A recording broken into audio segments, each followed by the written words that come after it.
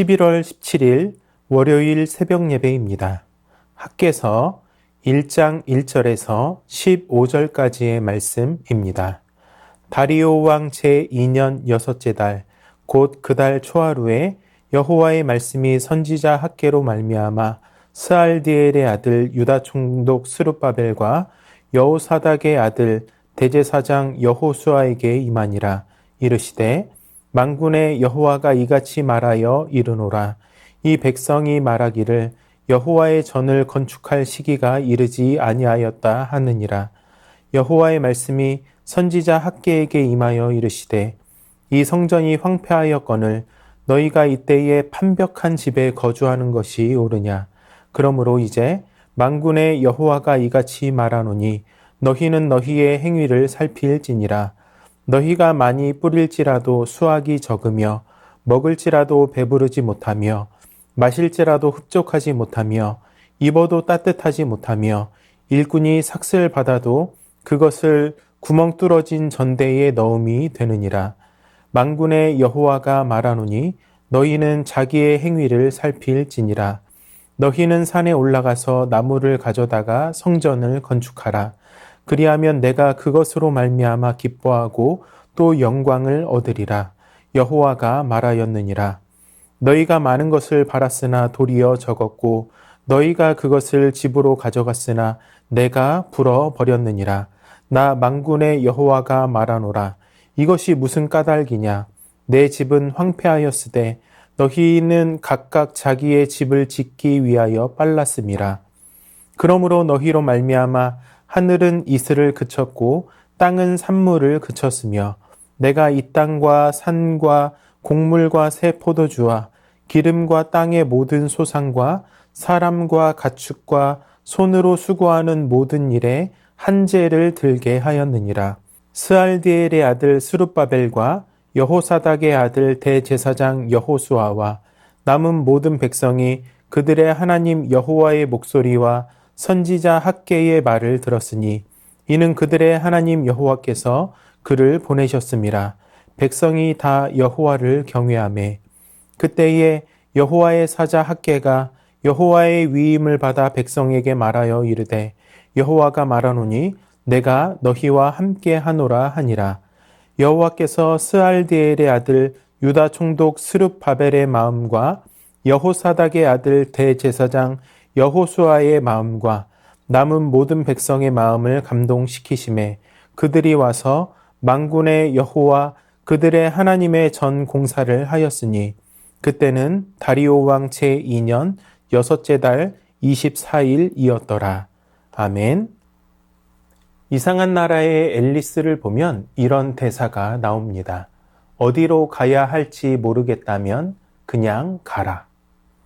일단 시작을 하는 것이 중요하다는 말입니다. 시작하고 시행착오를 거치면서 알아간다는 것이죠. 그러나 인생은 속도의 문제가 아닙니다.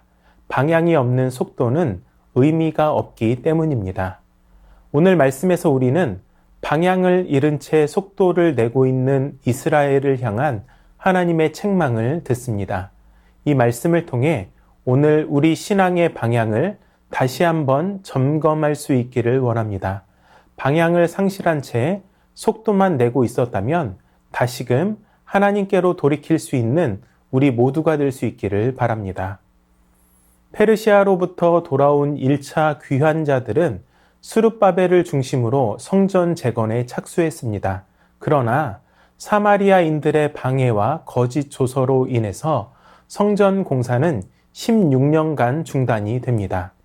그리고 다리오가 왕으로 즉위한 지 2년에 선지자 학개를 통해 스룹바벨과 여호수아에게 하나님의 말씀이 임하게 됩니다. 그것이 바로 오늘의 말씀입니다. 하나님께서는 방향이 없이 속도만을 추구하는 그들의 삶을 책망하십니다. 2절을 보면 이렇게 말씀합니다. 만군의 여호와가 이같이 말하여 이르노라. 이 백성이 말하기를 여호와의 전을 건축할 시기가 이르지 아니하였다 하느니라. 이스라엘 백성들은 아직 성전을 건축할 때가 아니라고 말하면서 성전 건축을 차일피일 미루고 있었습니다. 아직 성전 건축의 때가 이르지 않았다라고 하는 말은 하나님이 아닌 자기 자신들의 기준이었습니다. 방향 없이 속도만을 추구하는 삶의 가장 큰 특징은 자신의 기준이 하나님의 기준보다 앞선다는 것입니다. 바로 이스라엘이 그랬습니다. 열심은 있는데 하나님이 원하시는 바를 알지 못하기 때문에 자기 중심적으로 하나님을 해석하고 그것을 맞다라고 여겨버리는 것입니다. 방향 없이 속도만을 추구하는 삶의 두 번째 모습은 하나님과의 관계에 둔감하다는 것입니다. 4절을 보면 이렇게 말씀하고 있습니다. 이 성전이 황폐하였거늘 너희가 이때에 판벽한 집에 거주하는 것이 옳으냐. 또 9절 후반부는 이렇게 말씀합니다. 내 집은 황폐하였으되 너희는 각각 자기의 집을 짓기 위하여 빨랐음이라. 짓담한 하나님의 성전은 16년째 방치되어 있는데 포로에서 귀환한 백성들은 자기 집을 짓고 그것을 꾸미는데 여념이 없었습니다. 판벽한 집이라고 하는 말은 지붕을 얹은 이라고 하는 뜻으로 어떤 일을 마무리했음을 뜻하는 말입니다. 즉, 백성들의 집이 완전한 설비를 갖추고 있었다는 말입니다. 유다 백성들은 고달픈 이방 땅에서 자기 집 없이 포로 생활을 하다가 마침내 고향으로 돌아오게 되었습니다. 열심히 성전 재건에 힘썼으나 대적들의 방해에 의해서 한풀 꺾이고 나자 그대로 주저앉아 버립니다. 세월이 흐르면서 성전 재건의 의욕도 사라져 버렸습니다. 하나님과의 관계가 아주 둔감해진 것입니다. 성전 중심의 삶이 아니라 자신들의 집이 있기 때문에 이제 성전은 있어도 그만, 없어도 그만인 마치 주변인처럼 되어 버렸습니다. 이것이 그들이 가진 비극이었습니다. 이렇게 하나님보다 자신의 기준이 앞서고 그분과의 관계가 둔감한 데서 파생된 결과가 무엇입니까? 9절부터 11절까지를 세 번역으로 읽어보겠습니다. 너희가 많이 거두기를 바랐으나 얼마 거두지 못했고 너희가 집으로 거두어 들였으나 내가 그것을 흩어버렸다. 그 까닭이 무엇이냐? 나 만군의 주의 말이다. 나의 집은 이렇게 무너져 있는데 너희는 저마다 제 집 일에만 바쁘기 때문이다. 그러므로 너희 때문에 하늘은 이슬을 그치고 땅은 소출을 그쳤다. 내가 땅 위에 가뭄을 들게 하였다. 산 위에도 곡물과 새 포도주와 기름 위에도 밭에서 나는 모든 것 위에도 사람과 짐승 위에도 너희가 애써서 기르는 온갖 것 위에도 가뭄이 들게 하였다. 그들은 할 수 있는 모든 열심을 내어서 수고를 하였습니다. 그러나 결과는 참담했습니다. 그들은 많은 것을 얻을 것으로 기대하고 곡식의 씨앗을 뿌렸으나 거의 수확하지 못했습니다. 가뭄으로 인해서 하늘에서 이슬이 그쳤기 때문입니다. 이러한 것들을 경험하고도 유다 백성은 여전히 그 이유와 원인을 깨닫지 못했습니다. 그럼 그들에게 주시는 하나님의 말씀은 무엇입니까? 5절과 7절을 보시면 너희는 너희의 행위를 살필지니라 라고 말씀합니다. 사람은 어려운 일이 생길 때 그 원인을 외부에서 찾는 경향이 있습니다. 외부 원인을 원망하고 그것에 책임을 물음으로써 문제가 해결될 수 있다고 생각하는 것이죠. 하지만 하나님은 문제의 원인이 외부가 아니라 바로 그들 자신에게 있었음을 지적하십니다. 이스라엘 백성들이 씨를 뿌리고 소출을 얻지 못한 것은 가뭄 때문이 아니었습니다. 뿌려놓은 씨를 새들이 먹어버려서도 아니었습니다. 그 원인은 근본적으로 방향을 상실한 채 삶의 속도만 높이는 자신들의 행위에 기인했던 것입니다. 우리 성도의 삶도 마찬가지입니다. 어려운 상황 가운데 처했을 때 외부에서 문제를 찾기 전에 가장 먼저 하나님과의 관계를 점검해야 합니다. 반드시 거기에 구멍이 있습니다. 진리의 말씀은 단순합니다. 그러나 그것을 실천하는 것은 어렵습니다. 그러므로 반드시 하나님과의 관계를 먼저 점검하여 온전히 세우실 수 있기를 축복합니다. 학궤를 통한 하나님의 말씀 가운데 보인 백성들의 반응은 12절의 말씀처럼 하나님을 향한 경외였습니다. 학궤의 말을 들은 그들은 하나님을 경외했습니다. 그렇습니다. 방향을 상실한 채 앞만 보고 달리던 그들에게 말씀이 주어지자 그들은 단번에 돌이켜서 하나님을 경외합니다. 나아가 유다 백성들은 자신들의 죄를 돌이키고 온 마음을 다하여 하나님의 성전을 다시 수축하기 시작합니다. 14절을 보시면 여호와께서 스알디엘의 아들 유다 총독 스룹바벨의 마음과 여호사닥의 아들 대제사장 여호수아의 마음과 남은 모든 백성의 마음을 감동시키시매 그들이 와서 만군의 여호와 그들의 하나님의 전 공사를 하였으니 아멘.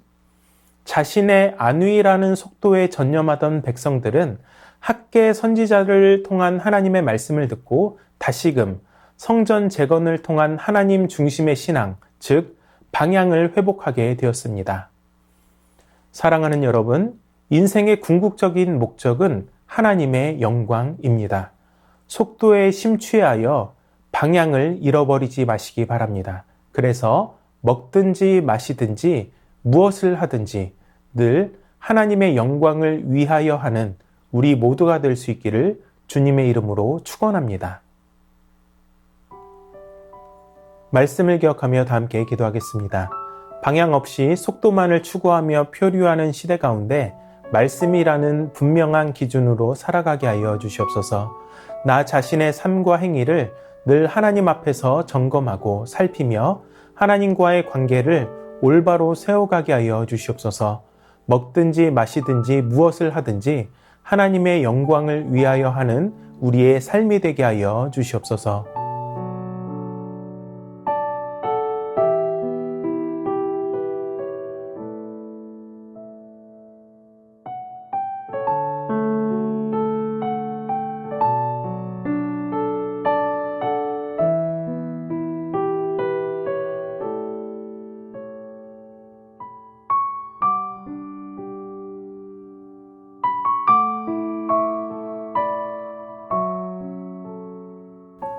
나라와 열방을 위해서 기도합니다. 위정자들이 서로 반목하지 않게 하여 주시옵소서.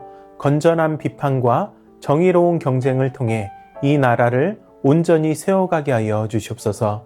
남수단, 팔레스타인, 예멘, IT를 비롯한 여러 나라들에서 수백만 명이 기아 상태에 놓여 있습니다. 인도주의적 지원과 도움이 알맞게 이루어지게 하여 주시옵소서.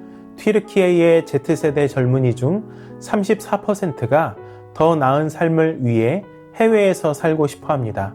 불안한 사회 환경 속에 있는 튀르키예 젊은이들에게 참 소망과 희망인 복음이 전해지게 하여 주시옵소서.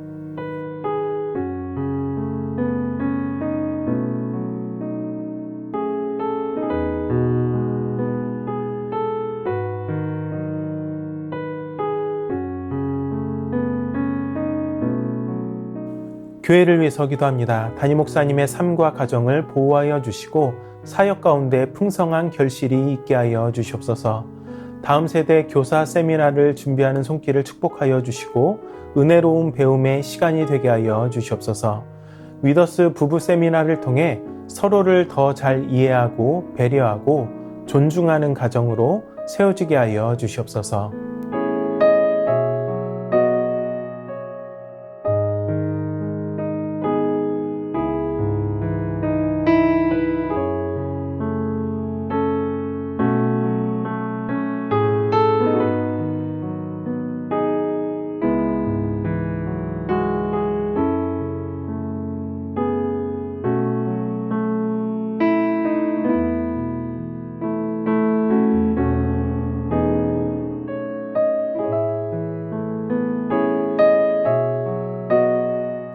선교사님들과 환우분들을 위해 기도합니다. 캄보디아, 조학현, 정승원 선교사님을 위해 기도하실 때 정승원 선교사님의 수술이 잘 마무리됨에 감사드리며 손가락이 완전하게 회복되어져 정상적인 생활이 어렵지 않도록 기초 성경 공부를 시작한 까이 씨가 주님을 인격적으로 만날 수 있게 하여 주시옵소서.